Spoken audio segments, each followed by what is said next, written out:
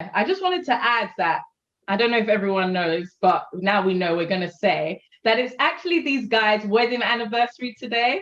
So I'm sure they're going to give it to us extra hot. We'd like to congratulate you before we forget at the end and just say happy wedding anniversary. Happy wedding anniversary. Many more years in love, in peace, in everything good. All blessings from God. So yes, we wish you guys happy wedding anniversary. Happy anniversary.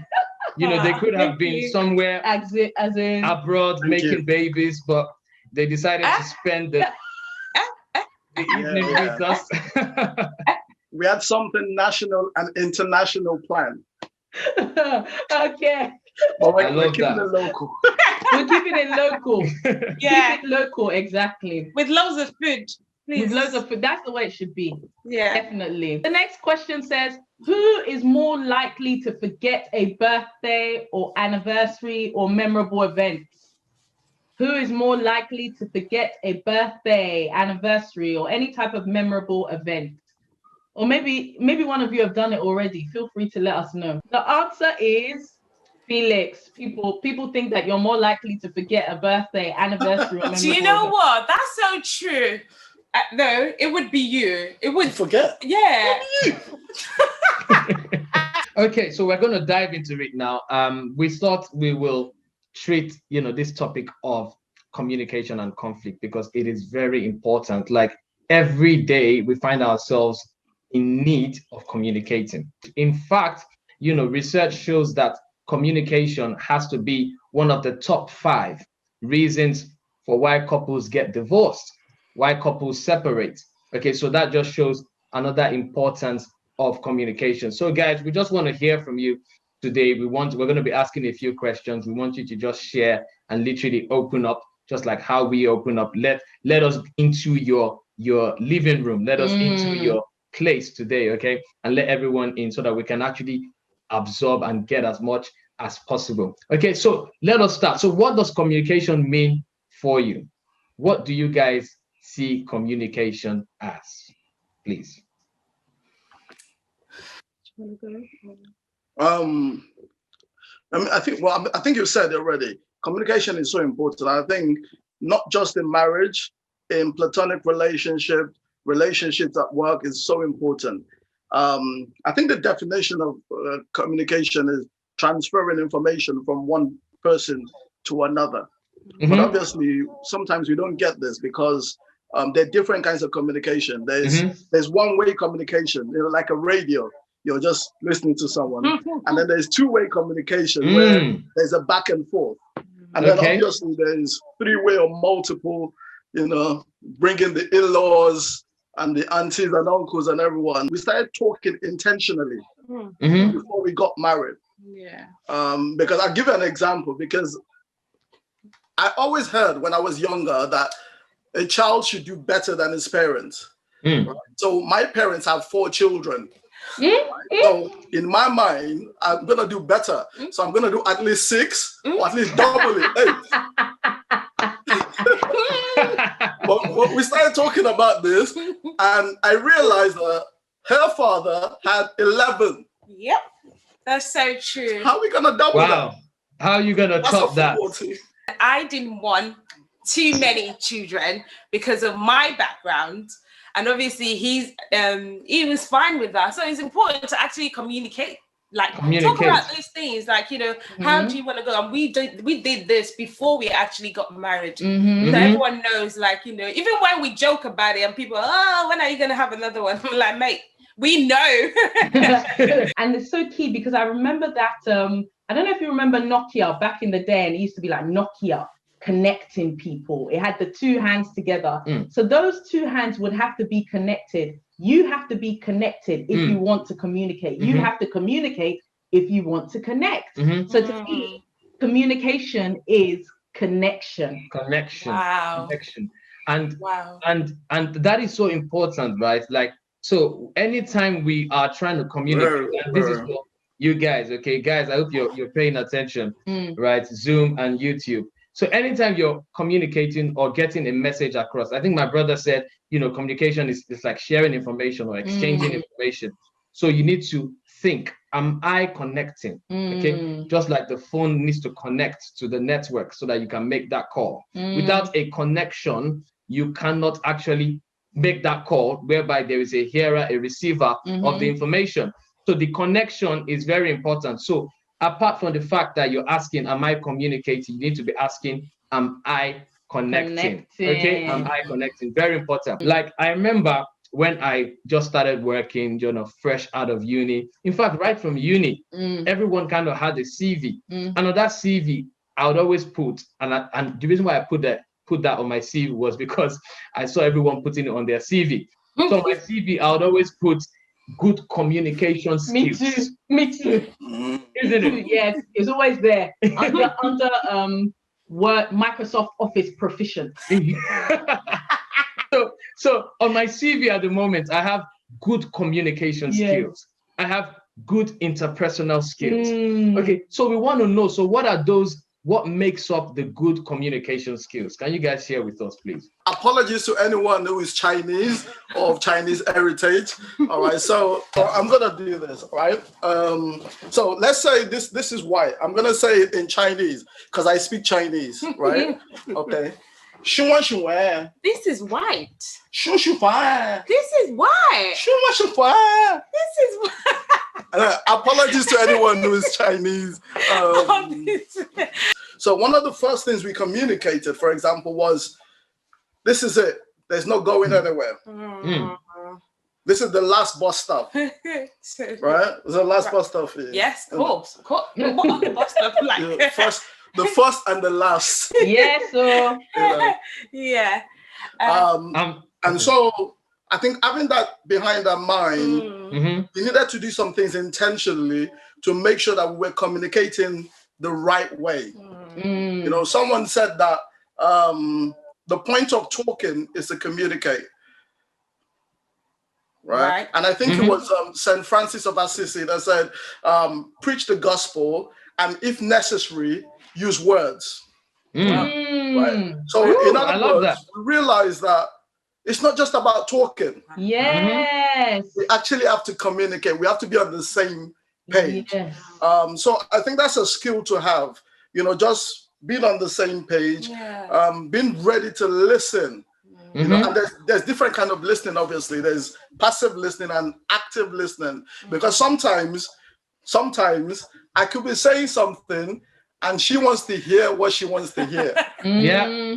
Isn't it? Exactly. Yes. So we need to be able to speak the same language, like we demonstrated with the Chinese. For me, when there's some little disagreement or something, I always say, sometimes when I'm just overwhelmed with it, I'm like, do you know what? I don't want to actually talk right now. Is this okay?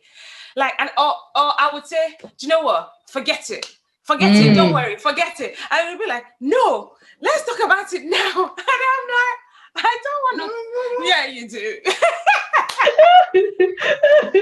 Please, I don't want to talk about it now. I think maybe right in the beginning of the our first 2 years, it just it didn't get it. It's like, I want to talk about it. We said that we're not gonna take anything. We're just gonna settle it. I'm like, yeah, I know that, but right now I don't want to talk because I'm angry.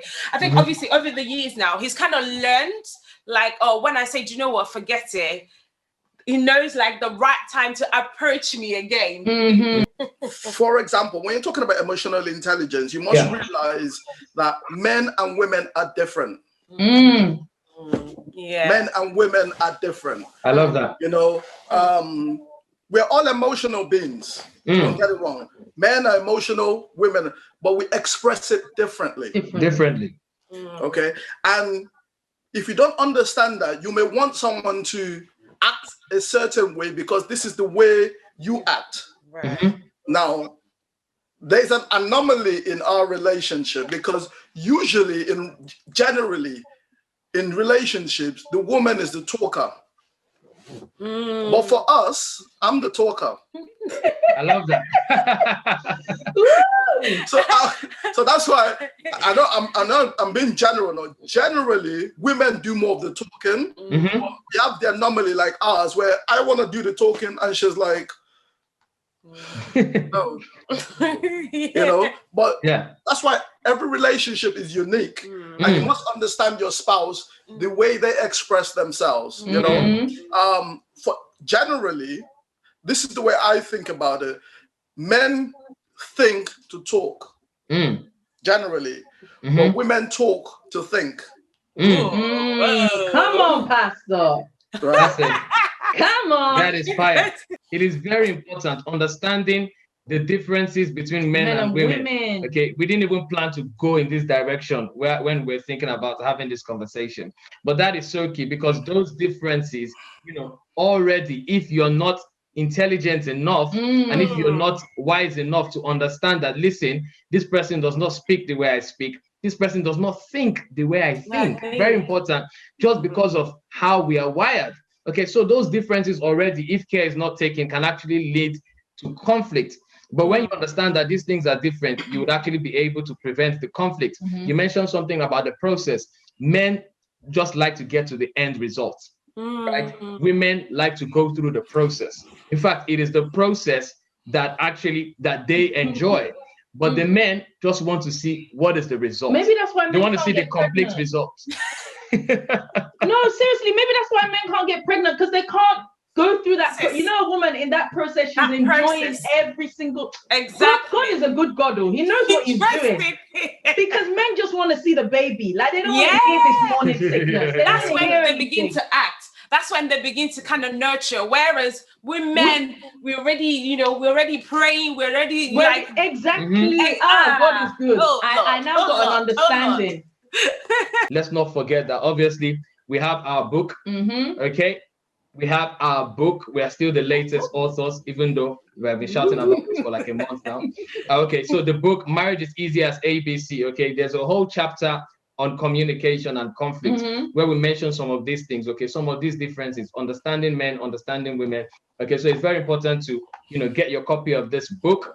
So feel free, okay, to go onto the website ayopedavies.com. Okay, and on Amazon as well. Okay, get your signed copy, get your e-copy. Okay, delivered to you. This book is going to be released next week, on the 20th of November. Yeah, 20th of November, ladies and gentlemen. Okay, this book will be finally released and it will be in your arms. So thank you for all those who have already pre-ordered, but you guys need to pre-order because this book has so much to give out. Okay, how do you handle a spouse who refuses to speak up? So you're the one who likes talking, you're the one who likes sharing, you always share your hurts, you always share about your pains, you always talk about your needs, but there's some people in some marriages, in some relationships, right, where one party does not actually like to talk or speak up. It's a mute. So it's a mute. It's a mute. So how do you handle this? What advice do you have for someone who is trying to get across to their other half, but they're finding it difficult because the other person does not like to communicate? It's interesting that obviously maybe when we're dating or when we first meet someone, there's certain qualities that we like about them. So for example, if you're a quiet kind of person and the other person is kind of chatty, you like that because it sort of excites you, right? The problem is after you've been hooked up for a while, the very things that attracted you starts getting annoying. I love that. Because that's not your natural you, right? So, but you must understand that obviously, this is what attracts us. We complement each other. We're not supposed to be exactly the same. Imagine if everybody was wearing white. The whole place would be boring. You need some yellow, some red, some green, you need that. Okay. Now, if someone is not talking, it goes back to those things, those skills that we talked about. Yeah. Do you understand that person's language? Right? Because it's interesting that we're talking about communication, but whenever we talk about communication, we think communication is solely talking.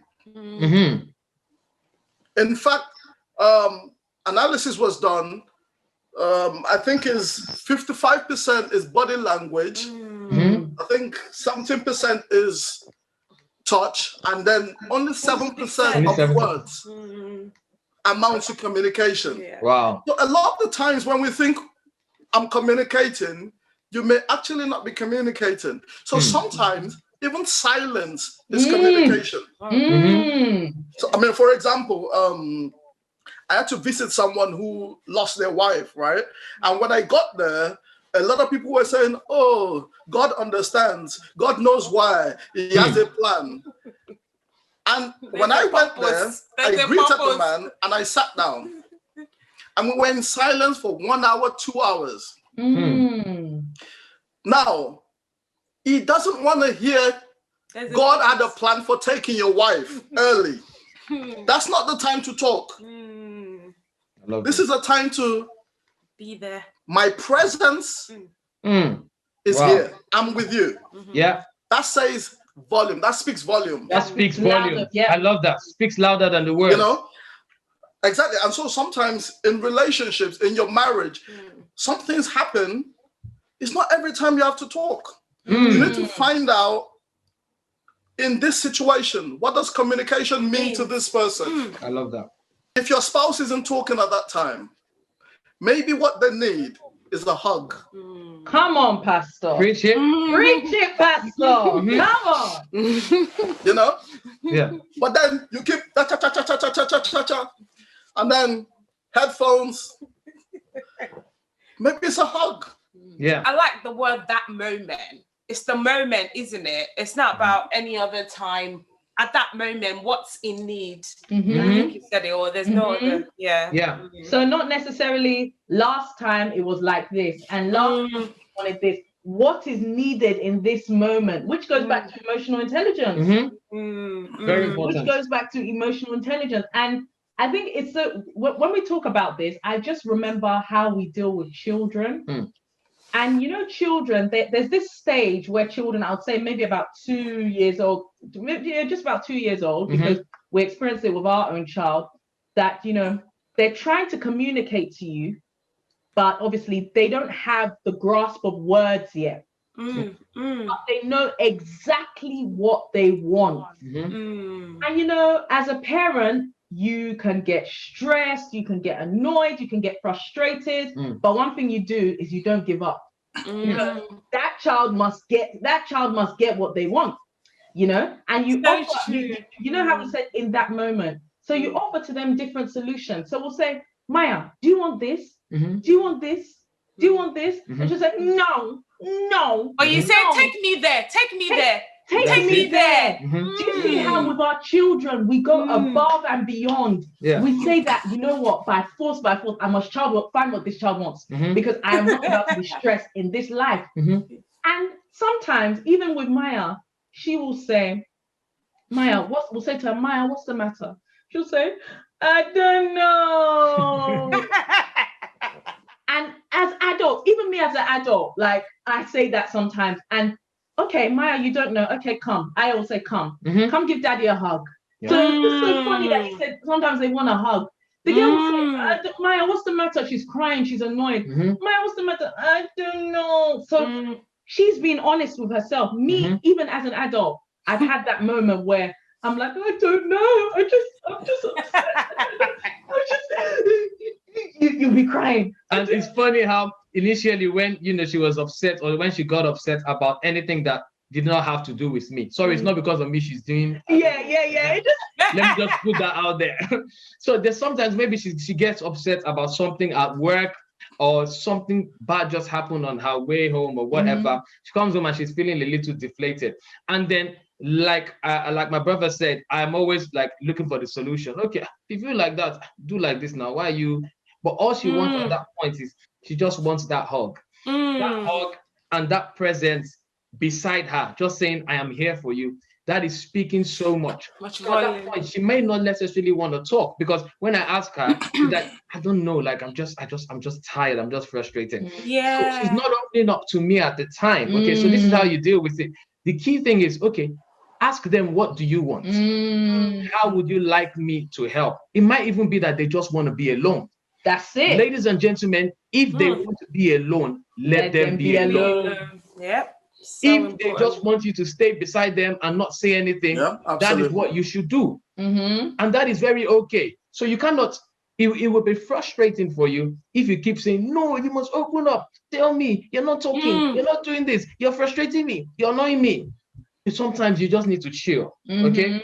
And as you said, you look for other ways. Now, if this is something that is going on for a very long time, you've looked for all the ways you can communicate to let them speak up so that you can understand them, understand what they're thinking, understand what they're going through. If all of that is not working, there's something that we do or that we used to do, okay? When we were struggling to hear what our second daughter was saying, right? We would call our first daughter Michaela.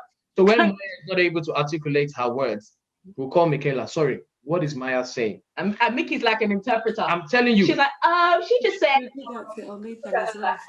Literally, Michaela is able to understand Maya's language better than us. Definitely. Very important.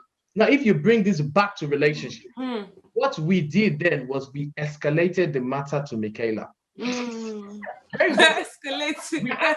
Michaela became a third party, okay, to actually mitigate the situation for us so that we could understand Maya. Now, if you're in relationship with someone who you feel you're not getting across to them, that is when you can escalate. Who is that person that can speak to them? Person that they listen to. Not everybody. Not everybody. We didn't call the cousins because the cousins understand each other as well. We didn't call my dad, who has a close relationship with Maya. We called one person. That has a relationship with the person.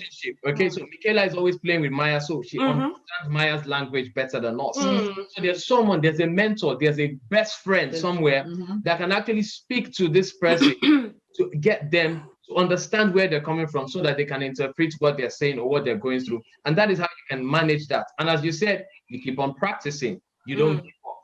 You never give up, okay? Is this helping someone, guys? And just to add to that, never give up as well, it's obviously not just women who need hugs, which I also realized, because I remember even with when we had... Even when men need some love. Men need some love. So I give a key example of, I think, so Ayo gets annoyed with technical glitches. Like it gets annoying. I think because he's a techie person. I'm not a techie person. But you're good with you're good with technical stuff. And something wasn't working, camera something, and he was doing his face somehow. And I was like, I said, maybe it's just the camera, like it's not a big deal, blah, blah, blah. I don't know why you're getting annoyed. He was like, I'm not annoyed. I'm just annoyed at the situation. I was like, but you're giving me attitude as well. I'm not the camera, blah, blah, blah. Right. So when we talked about it later, he said that. He said to me, baby, you could have actually said, it's okay, baby. Come and have a hug. And I'm like, oh, so that's all I needed. Instead of me taking it personal, because sometimes, we take it personal. We take it that person is annoyed because of us. No, they might be afraid with the situation. And the way you behave now added and heightened the situation. So amazing. Just give a hug.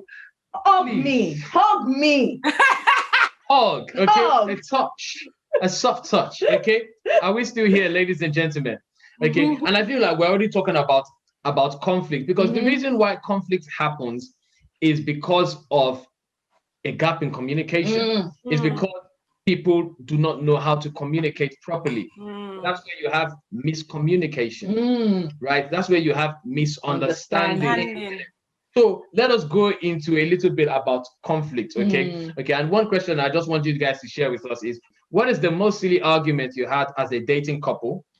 And then tell us again the most silly argument you had as a married couple, because a lot of married couples say married couples have the most silly arguments. We want to know if it's true, because we have had some very silly arguments, okay? So do you mind sharing with us some of your silly arguments so that any married couple or any couple looking to get married, they can also understand that, listen, sometimes this thing is normal, okay? And then we'll go to the how afterwards in terms of how we can resolve some of these issues. So share with us any stories at all about your most silly argument. I think I remember before we got married, and we're actually going to see someone that we're gonna get married. And I remember we were at the Northern Ireland, we're at the airport, and I'm not actually sure whether he wanted to get a phone case or a wallet.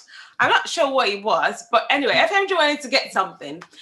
And obviously, he was like, oh, what do I think about? I was like, about what? The phone case, or whether it was a wallet. I was like, I just said, I don't think anything. Pick whatever, whether it's black, brown, just pick anything. You don't really need my involvement in that. And he was so upset about it. He was like, oh, then you can't just say that. I'm actually asking you for an input into which one I should get, whether it's brown or black. I was just like, are you really shouting about brown us? Like, are you for real? And the funny thing, even when we got to our mentor that night, I'll call them mentor because they're obviously much older and married. And I was like, and this question was brought up in dinner, and the lady, I don't want to mention her name, was like, okay. Oh, trust me, I wouldn't even bother about that. There's deeper, bigger issue. But my husband was, no, I wanted that input, blah, blah, blah. And for me, I just thought that was so silly. Like really? He was so upset about it. Now I think about it, I'm just like, what the heck? Waste of time, waste of speed. For what? All right, so what she said is true. Okay, it's true, right? But there's a backstory to that, obviously, because when I said, help me choose my phone case, we're about to get married. We're going to make important decisions together. It's so important. It starts really, now. bro? Really? Oh my God. I love it. I love Honestly, it. in retrospect, I got a bit angry then, and I was like, but when I look back, obviously, it's nothing. But obviously, because she was looking at the phone case. I was looking at the bigger picture of marriage. That's